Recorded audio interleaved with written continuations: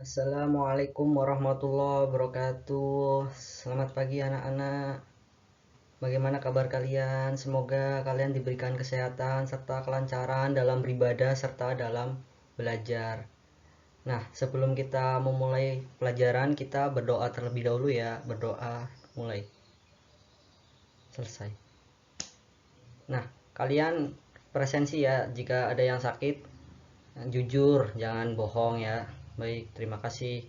Nah, ada yang masih ingat tentang materi kemarin? Nah, ada banyak sekali perlawanan terhadap para kongsi dagang, mulai dari perlawanan terhadap kongsi dagang Portugis, Spanyol, lalu ada perlawanan melawan VOC, yang terakhir adalah H atau Inggris. Baik, pada materi ini Bapak akan menyampaikan tentang perang melawan pemerintah kolonial Hindia Belanda. Yang pertama ini adalah perlawanan rakyat Maluku yang dilakukan di Maluku dan sekitarnya. Nah, yang menjadi penyebab dari perlawanan rakyat Maluku ini adalah penolakan Presiden Van den Berg terhadap tuntutan rakyat untuk membayar harga perahu yang dipesan. Lalu ada juga rakyat yang diperlakukan sewenang-wenang oleh para kolonial Hindia Belanda. Lalu juga Van den Berg tidak membayar atas perahu yang sudah dipesan. Nah, akhirnya pada 15 Mei 1817, pasukan Patimura beserta teman-teman dan rakyat ini mengadakan penyerbuan ke benteng Dorstad. Dan akhirnya benteng Dorstad berhasil dikuasai. Keluarga Residen Van den Berg semuanya tewas dibunuh oleh para pemberontak ini. Nah, pada 11 November 1817, Raja Boy yang berhasil disogok atau dipengaruhi oleh Belanda ini berhasil menangkap Patimura beserta kawan-kawannya dan dihukuman gantung mati di Ambon. Baik, yang kedua ini ada Perang Padri, di mana yang melatar belakangi dari Perang Padri ini sendiri adalah pertentangan antara kaum adat dan kaum Padri, di mana kaum Padri ini berusaha menghilangkan tradisi-tradisi Minangkabau yang bertentangan dengan ajaran Islam. Nah, kaum Padri ini sendiri berasal dari ingin menghilangkan tradisi ini berasal dari ajaran agama Islam dengan aliran Wahabi. Nah, kaum kaum adat ini sendiri ini tidak mendukung karena ingin mempertahankan ajaran-ajaran adat yang ada di Minangkabau. Nah, dalam pertempuran atau perang Padri ini dilalui dengan dua tahap, di mana pada tahap pertama pada tahun 1821 sampai 1825 terjadi antara kaum Padri dan kaum adat yang dibantu oleh Belanda. Nah, kaum Belanda ini menggunakan senjata yang modern, tetapi kaum Padri ini berhasil memenangkan karena menggunakan strategi gerilya. Belanda kemudian mengusulkan untuk perjanjian damai dengan kaum Padri dan berakhirlah pertempuran tahap pertama. Lalu ada pertempuran tahap kedua pada tahun 1830 sampai 1837, di mana kaum Padri dan kaum adat bersatu melawan Belanda dikarenakan kaum Belanda ini melanggar perjanjian dengan kaum Padri. Nah, Tuanku Imam Bonjol ini ditangkap sehingga melemahkan pertempuran, tetapi lama kemudian pertempuran tetap berjalan tanpa halangan apapun. Baik, yang ketiga adalah Perang Diponegoro. Nah, Perang Diponegoro ini pertama kali meletus di daerah Tegalrejo, kemudian Yogyakarta, dan meluas hampir ke seluruh Jawa.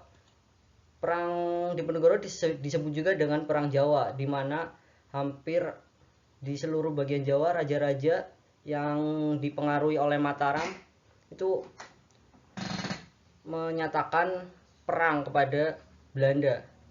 Nah, yang menjadi penyebab dari perang Diponegoro ini adalah penderitaan rakyat yang sangat berat karena adanya bermacam-macam pajak. Lalu ada juga perang saudara di dalam kerajaan Mataram.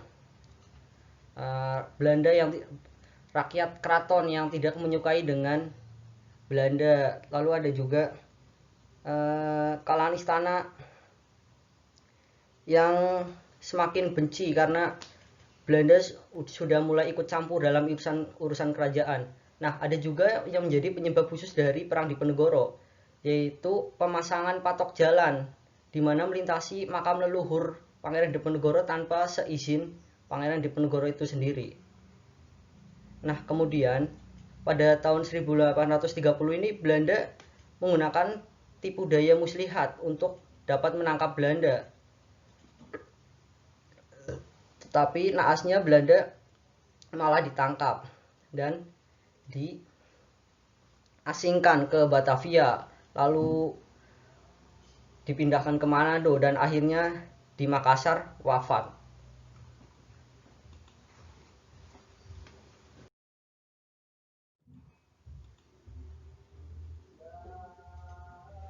Yang keempat ini adalah Perang Banjar, di mana perang ini terjadi Belanda ikut campur dalam urusan pergantian raja di kerajaan Banjarmasin. Nah, Pangeran Tamjid yang dikenalnya ini tidak memiliki perilaku yang tidak baik, sedangkan Pangeran Hidayatullah ini memiliki perilaku yang baik. Nah, Pangeran Tamjid ini dibantu oleh Belanda dan akhirnya Pangeran Tamjid diangkat secara sepihak oleh Belanda. Nah, Pangeran Hidayatullah secara terang-terangan ini menyatakan memihak Pangeran Antasari. Pangeran Antasari ini juga didukung oleh para ulama dan rakyat Banjarmasin. Nah, awal penyerangan ini dilakukan pada pos-pos tentara milik Belanda, lalu ada pos-pos misi Nasrani milik Belanda juga.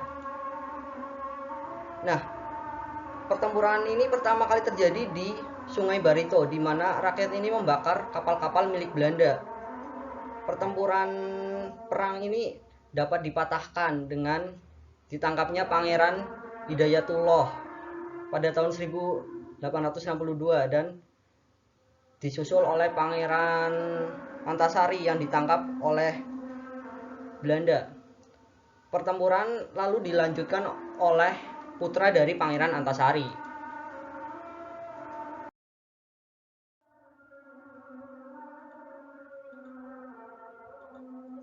Baik, yang terakhir ini adalah Perang Batak atau Perang Tapanuli pada tahun 1978 sampai 1907. Nah, Perang Batak ini terjadi antara Kerajaan Batak melawan Belanda. Yang menjadi latar belakang dari Perang Batak ini sendiri adalah Raja Sisimangaraja 12 ini tidak senang karena daerah kekuasaannya diperkecil oleh Belanda. Lalu ada juga Belanda yang berusaha untuk mewujudkan Pax Nederlandika. Raja Sisimangaraja 12 juga menganggap jika gerakan kristenisasi akan membahayakan tanah Batak.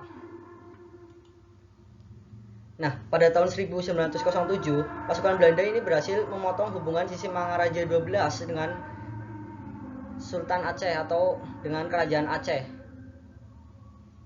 Nah, pada tahun 1894, Belanda akhirnya menggunakan kekerasan dengan menangkap Pangeran Sisimangaraja 12. Pertempuran ini terjadi dan Sisimangaraja 12 ini mati beserta dengan putri dan putranya dalam pertempuran. Dan akhirnya Raja Sisimangaraja 12 ini dimakamkan oleh Belanda. Baik, terima kasih. Nah, sekian untuk materi pada pagi hari ini. Apabila kalian ada pertanyaan terkait dengan materi hari ini, kalian bisa menghubungi Bapak melalui WhatsApp ya, atau kalian bisa komen di kolom komentar. Nah, Bapak akan memberikan tugas yaitu membuat poster atau infografis tentang perlawanan terhadap kolonial Hindia Belanda. Kalian bebas memilih salah satu perlawanan yang ada di Indonesia pada waktu itu. Baik, terima kasih. Wabillahi taufiq walhidayah. Wassalamualaikum warahmatullahi wabarakatuh.